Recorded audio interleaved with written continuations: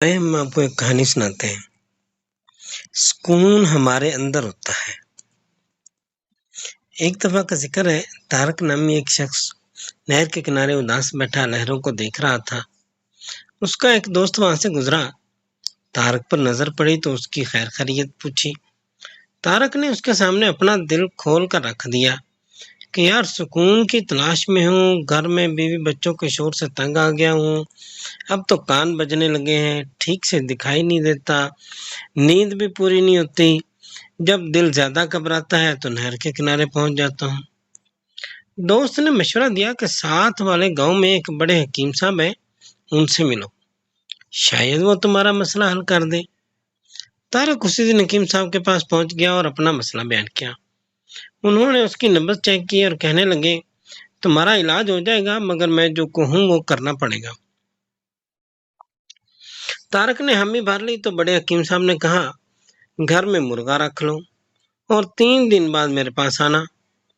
طارق نے دل میں سوچا، پہلے ہی بچوں کے شور سے تنگ ہوں، اوپر سے مرغا بھی۔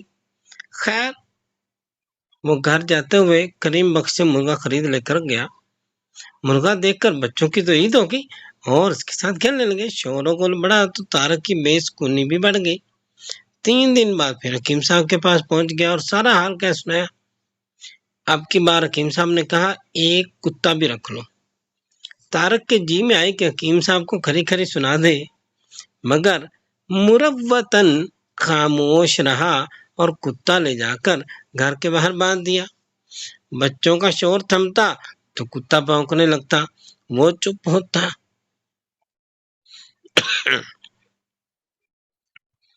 کتا چپ ہوتا تو مرغا شروع ہو جاتا۔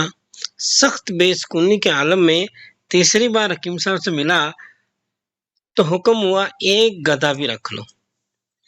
مرتا کیا نہ کرتا، ادھار پر گدھا خریدا اور گھر لے جا کر کھونٹے سے باندھ دیا۔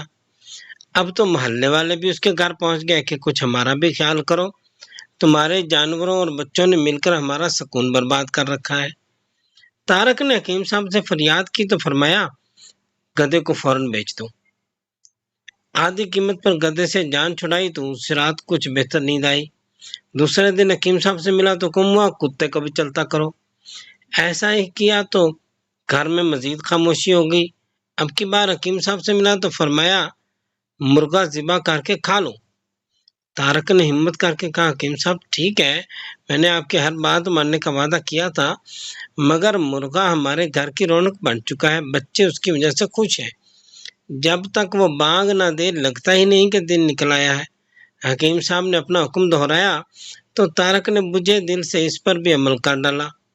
پھر سے حکیم صاحب کے پاس پہنچا تو کہنے لگے، بیوی بچوں سے جان چھڑاؤ اور ان کو نانا کے گھر بھیج دو، پھر تمہیں مکمل سکون مل جائے گا۔ طارق رونے کے قریب ہو گیا اور کہنے لگا، حکیم صاحب بس اتنا کافی ہے، میرا علاج مکمل ہوا، اب مجھے سکون ہے۔ حکیم صاحب نے اس کے کندھے پر ہاتھ رکھا اور کہنے لگے، میں تمہیں یہی سمجھانا چاہتا تھا کہ سکون ہمارے اپنے اندر ہوتا ہے اور ہم اسے باہر تلاش کرتے رہتے ہیں۔ اگر ہم اپنا ذہن بنا لیں تو خلاف مزاج باتوں کو برداشت کرنے کی عادت بھی بن سکتی ہے، ورنہ ہم بے سکونی کا شکار رہتے ہیں۔ جاؤ اب اپنے گھر میں سکون سے رہو، کیونکہ پہلے اس کو شور کا صحیح تعارف نہیں تھا۔ وہ گھر میں جو بچوں کی رونق ہے اس کو شور سمجھتا تھا، جب اس کا شور سے تعارف ہوا تو اب اس کو شور اور رونق لگنے لگ گئی اور اس کی بے سکونی دور ہو گئی۔